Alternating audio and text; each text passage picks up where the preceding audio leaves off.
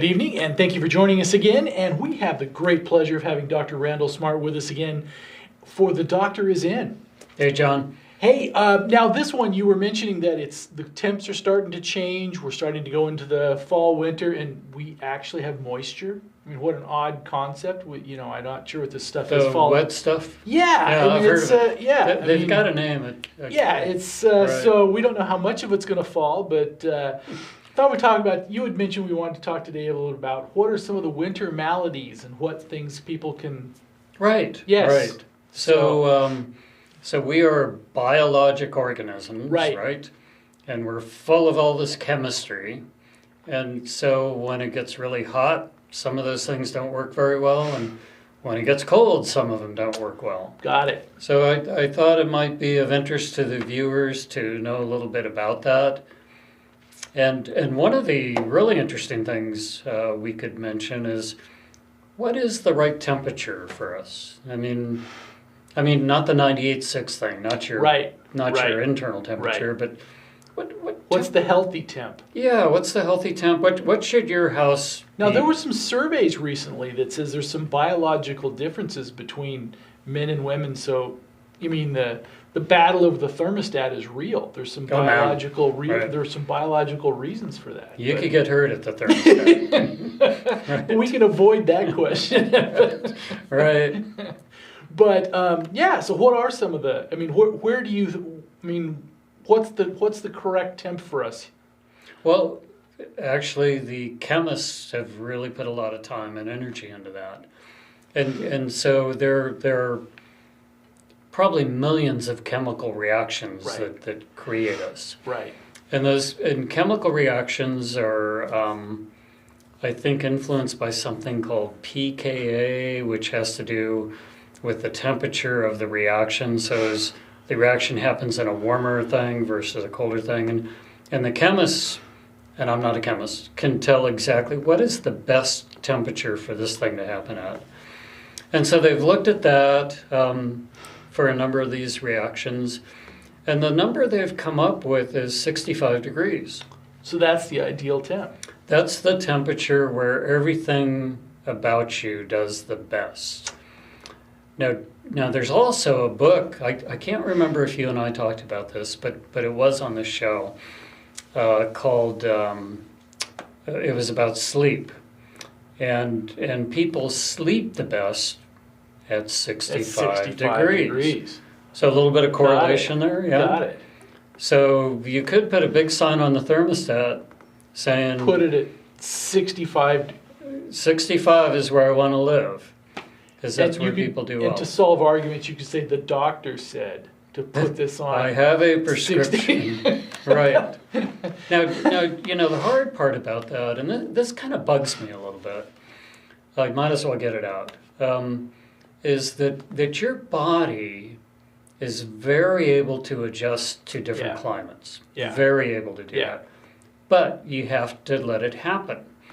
And so if you're sitting there fussing with the thermostat all the time, you're not going to let that happen. Right. It's too cold, it's too hot. Right. And I've seen this all my life. And so let's say you're a little bit cold. Well, that's not that uncomfortable. Right. You're just a little bit cold. Right. So if you allow your body to be a little bit cold, after a while, it doesn't seem so cold anymore. Well, and being a little cold can be a weight loss technique, right? Because your body has to burn more calories. Have to burn a few more calories, yeah, sure. So, Right. And we know weight loss is a good thing. Yeah, yeah. Right. So, and then the same with being warm. People say, oh, I'm too hot.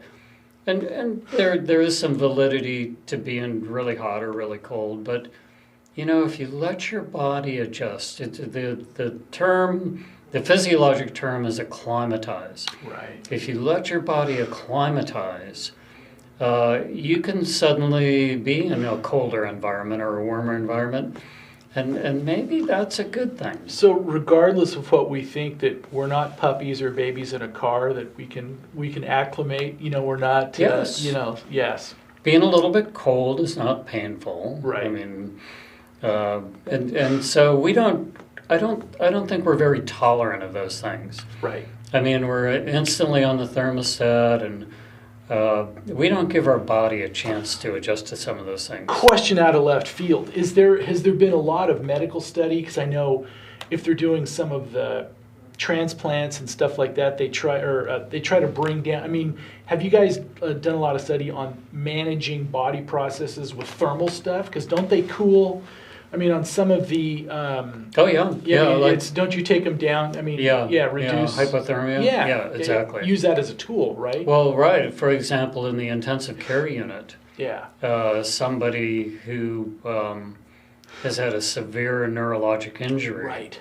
We will, not me, but they will lower their body temperature intentionally because the outcome is better. Right. And so they keep them hypothermic for a certain period of time, certain protocols. Sure.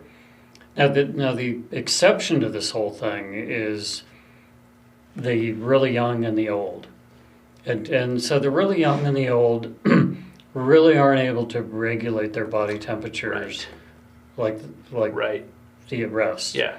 And so so as we age, we become less able to generate as much body heat or sweat as much, in a warm environment. Same with an infant. So a lot of these ideas apply to most people, but not all people. Yeah. Right. On the practical matter, now that we're going into winter, what's the prescription? Well, there are some maladies. Yeah. I think that's what you refer to them as. There are some maladies that occur. One of an example would be frostbite. Right. Frostbite's not a good thing. Frostbite is basic. But you don't get it at 64, right? Isn't that you do not. Okay, you all do right. Not. Okay. So frostbite is simply frozen tissue. And I've actually seen a fair amount of frostbite. I spent some time in Alaska, up in the Yukon, and your cheeks turn kind of this gray, kind of not pink. Actual frostbite on the face. Yeah, snowmobilers. Not just a digit. 30, 40 below. And your nose, your cheeks. And the natives up in Alaska don't seem to be bothered by it too much. I mean, they just think it's part of life, and they think we overreact by, being involved in it. But there are, other than frostbite, we don't see a lot of frostbite in Calaveras. Yeah. I mean it's just not the right climate. I suppose if you're up at 9,000 and you're, doing snow caves and stuff, maybe, but I don't think I've ever seen any frostbite here. But there are other things, and one of the interesting things is a disease you may or may not heard of called chilblains. And it's got a new name now. I don't like the new name. The new name is Pernio. Kind of boring. I like the chilblain name. And chilblains was very common not so long ago, less than 100 years ago, because people lived in cooler houses. They didn't have, they have bedrooms that didn't have heat. Right. And the world was cooler, to be honest with you, colder. And so chilblains is really kind of interesting. It occurs on your fingers or on your toes, sometimes on your face, and there are these kind of splotchy things that kind of burn. I've had them before, so I have personal experience. But you can get them on your fingers, your toes, sometimes your face. They occur in colder weather, usually extremities, and they're kind of these purplish, kind of odd looking, that they kind of burn, they hurt a little bit, and it takes them 2 or 3 weeks to go away. Is it your nerves get irritated at a particular spot or something, or not? What is it? I think it's a cold. We don't really understand it. It's definitely a cold injury. Yeah. Whether it's vasospasm or, but it, the tissues around it look okay, and when you biopsy it, it doesn't look anything like frostbite. Okay. So it's some sort of vascular reaction to the cold. Yeah. So that's common, and I would say most people with chilblains probably ride it out. They probably don't go to the doctor. And they probably don't really need to. Yeah. But it's common. And another one is a problem I think is really interesting called Raynaud's disease, named after a Frenchman, Raynaud, Raynaud. And Raynaud's disease is very common. I've seen many cases in this county. And that's where your fingers and maybe feet will change color and react to the cold. Mm. And so your fingers will turn blue, noticeably blue. Noticeably blue. Right. Yeah. And it'll almost have a line. I mean, you can see it goes up to there, and then it's different than just cold fingers. Right. It's different. Right. It's and so it goes through these color changes, where it'll turn blue, purplish, and then it turns white.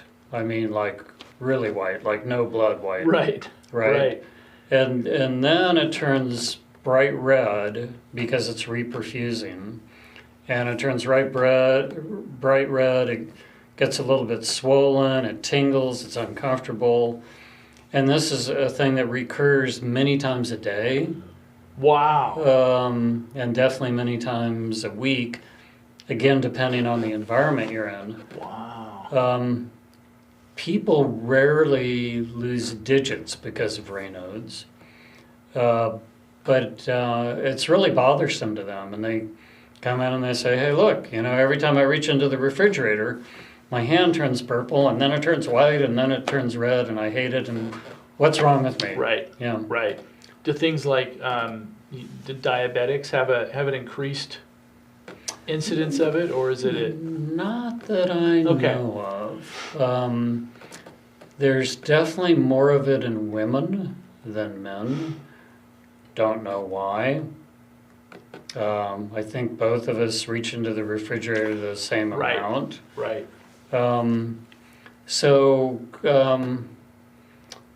Yeah, so it doesn't. It can be associated with other autoimmune diseases. There's a disease called lupus Right. or lupus erythematosus. You see it more in those diseases. People, I think, with rheumatoid arthritis, you'll see it more in, and there's other autoimmune diseases. Right. So it seems to be a vasospasm. This is kind of a little drifting off topic, but on the class, the autoimmune spectrum of diseases, are you able to treat those better now? I mean, I see all the ads for a lot of the various autoimmune stuff, but even for like the same drug that'll treat a rash or a joint problem or something like that, are you finding a lot more efficacy on autoimmune stuff or now? Yeah, well, sort of. Sort of. Okay. So with these particular diseases, the treatment is to keep your core warm. So people that have Raynaud's, I mean, gloves are okay, but a bigger coat is really what you need. So as long as your core is... Core warmth. That's what we do, core warmth. And then if there are situations, reaching into the refrigerator, grabbing a cold soda, Right. Those kinds of things, they Glove know. Glove. Yeah. They are freezer. And then there are creams that work. They're called, they're kind of vasodilator creams. They're prescription creams that can cause and there's actually pills, now that I think about it, that can help with that. And sometimes we do that. But I think what you're getting at is we have a lot of these new biologics. Yeah. And they're really very cool drugs, very cool. One is called a TNF inhibitor. One is called a JAK inhibitor. These are acronyms. And they're really engineered drugs. They specifically target a certain thing, a certain antibody, Got it. a certain receptor. and they can just be lifesavers, and we're using them in so many diseases. Certainly rheumatoid arthritis with a lot of success. Ulcerative colitis with a lot of success.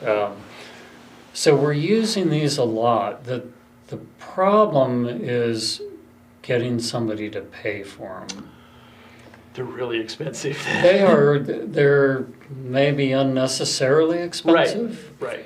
You know, if you've got a market on something and you've got a patent on something, then, you know, $2,500 a month, you know, $4,000 a month. Maybe the rash is better than the. No, I'm just kidding. But right. Maybe I'll just stick with the rash.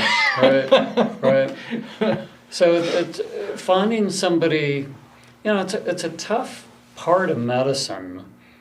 And I just went through this with a patient yesterday morning. As he doesn't feel well, he's not sure why he doesn't feel well.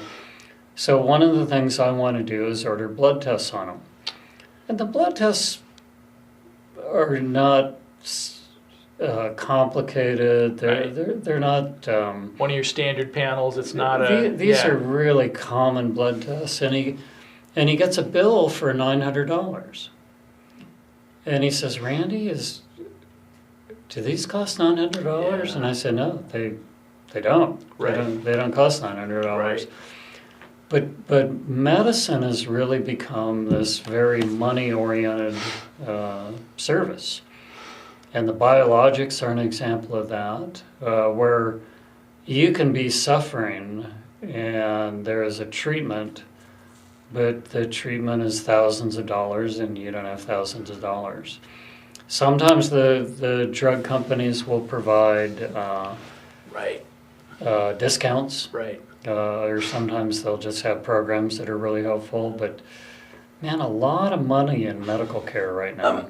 A question on that is, with drug pricing, and you know, with the advanced countries, for some of the countries in the EU and obviously the US and everything else, are we paying several multiples more, so that, I mean, of what a price that we would pay, you would pay for a drug in a third world country? I mean, are we subsidizing drug research and everything else for the rest of the world just because we have a mechanism that is able to pay market rate? I mean, we're paying over market rates for some things like these. The drug companies are not losing any money on these. Yeah. They are not. You know, they're so you might be able to get it at a Mexican pharmacy for same drug. Yeah. Same drug. Right. There is a absolutely fascinating book called Empire of Pain. Did the new one out, huh? Yes. And it is about oxycodone. Yes.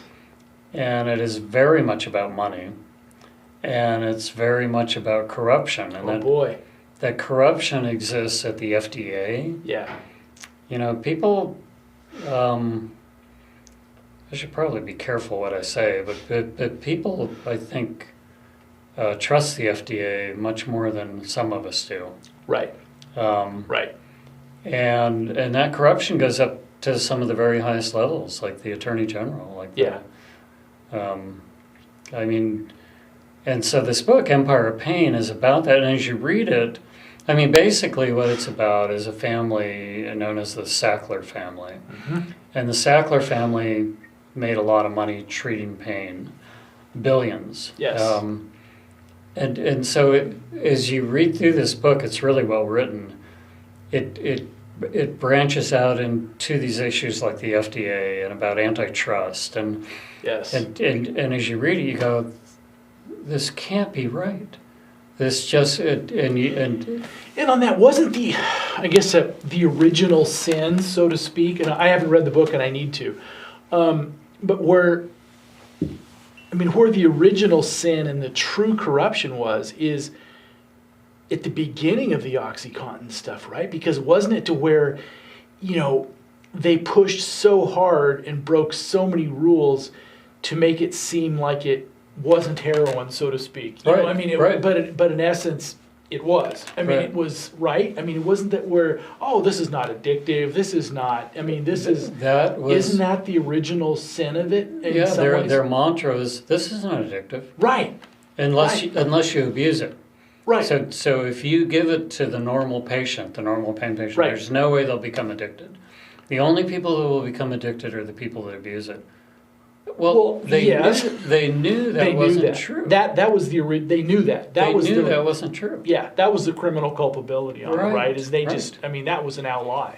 And then it gets even worse. They develop this product, and they have a patent on it. And as the patent's running out, they reformulate it into something very close, but just a little bit different.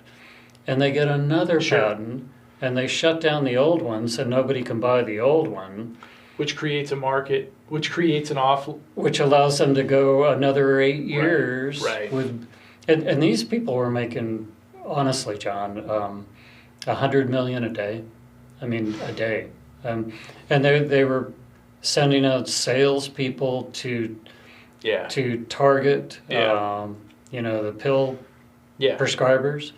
yeah, And you have to read it. yeah, I will. We I need will. to It's do on a my show list. just on the book. Yeah, I mean, yeah, I'll read it. I'll read it this month. So by the time we come back, I wish I next brought month it. I'd give it to you to read. I'll do an audiobook Yeah. on it because, sometimes it's easier just to, Yeah. yeah, But medicine has become very complicated by money, yeah, and it goes back to these biologics. That there could be you could have a medical problem. There could be a medicine that just will help you. I mean, it's a perfect thing, and you have no access to it. right, Ethically, doesn't feel right. right, Just doesn't feel right. yeah. So Isn't the conundrum on that though is the problem I see, maybe I'm completely wrong, is if you remove the profit motive, the research money dries up and a lot of these actual solutions would never even exist. Am I wrong? well, I'm not an economist, but I mean, there is still plenty of room for profit. Right. Plenty Right. of room. And I mean, you could cut this way back and still have plenty of R&D and plenty of margin. Yeah. No violins for the pharmaceutical companies. No, sir. Yeah. No. Yeah. No. I mean, I'm not a big government guy. I just don't like big government. But I take every issue on its own. I'm not a partisan person. I try to look at issues. But the government regulates everything. They regulate your utilities. Yes. They regulate how fast you're going to drive. Yes. They regulate how you walk down the street. Mhm. They regulate everything. Everything. But they don't regulate this. Something's wrong. I mean, this. Well, okay. I guess this is a taboo subject, but since we're kind of veering into that a little bit with the age in which we're living on the vaccines, there's some companies making some money right now. Oh, you think? I mean, Right. even though these are good and needed, and people should take them, there's still people making money on this. A lot of money. Yeah, You're right. A lot of money. I mean, this mandated something that you can make money on. This is is a not good community thing, service. Right? Right. This is very profit driven. Yeah. Right. Because the Moderna, I mean, I just saw that last week when the Forbes list came out. The Moderna, they made the Forbes list. They made the I'm 400. not surprised. So, I mean, they just get blank checks from the government. yeah, They fill them out. Yeah. Right. yeah, Now, I think there's plenty of room for margin and plenty of room for research and development. But it just seems wrong that there are very good treatments that are available, and I mean like the hepatitis C treatment yeah, by Yeah. Gilead. yeah. I mean, it was $60,000 a month, and that's wrong. $60,000 a month, and these are people that have fatal diseases. These are fatal diseases. So the government can pay them buy those meds for a reasonable cost and provide them for people. Yeah. I mean, it seems like a very unfair system.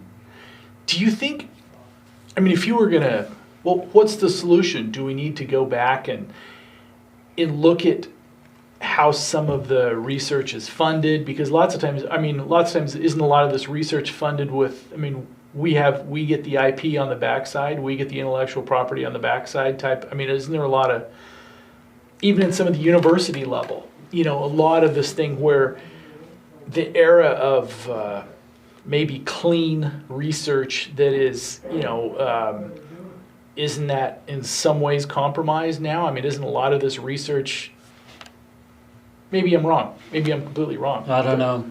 I don't know. Yeah. I don't know. I just know there is a lot. I'll give you an example. We provide COVID vaccinations at our clinic, and we get bottles of 15 doses each. And so once a week, we open a couple of those bottles, we vaccinate a bunch of people. Right. We have yet to get 15 doses out of a bottle. Interesting. We can't do it. It isn't in the bottle. I mean, we can get 13, but we can't get 15. I am sure somebody is paying for 15. Right. And I'm only getting 13. And somebody's making another 20% or whatever on just right. The, you know? And you multiply that by the millions that are going out there, and I know we veered away from winter. We're down to our last couple minutes, but if we're going to tie a bow on this thing for winter maladies, so to speak, what are we leaving people with? Yeah, I would say if your fingers turn purple, come and talk to your doctor. Got it. There's things we can do about that. Living at 65, I think, is healthy, unless you're older or an infant, and then that's not true. So this will solve relationship issues and everything else. Just put it on 65 and leave it there, right? Isn't that? Yeah, you'll have to lock it. But there are things that can happen in cold weather, and if you see your doctor, we're happy to talk to you about that and help you with that. Yeah, very good. How's the state of medicine? How's the state of? A lot of sick people. A lot of sick people right now. A lot of sick people. COVID. A lot of COVID. Yeah. People are dying. Unfortunately, it's very sad. And like the Colin Powell thing. There's a lot of that. They just aren't famous people. Right. And a lot of angry people. A lot of behavioral health. A lot of people who just are maxed out. They just can't do anymore. I mean, they just they go off easy. Right. There's a lot of work to do right now. We're really struggling with workforce. Right. I mean, trying to find people who will work. Yeah. I've had 4 jobs out there that any high school graduate could do, and they pay good money. I mean, like $22 an hour. I mean, I think that's good money. It is good money. I don't know, maybe I'm wrong, but I can't find anybody interested in doing the work. Wow. Yeah, they won't do the work. Wow. I mean, it's really tough. Thanks for what you do. Thanks for spending some time with us, and we'll do this again. Sounds great. All right. Thank you. Thank you.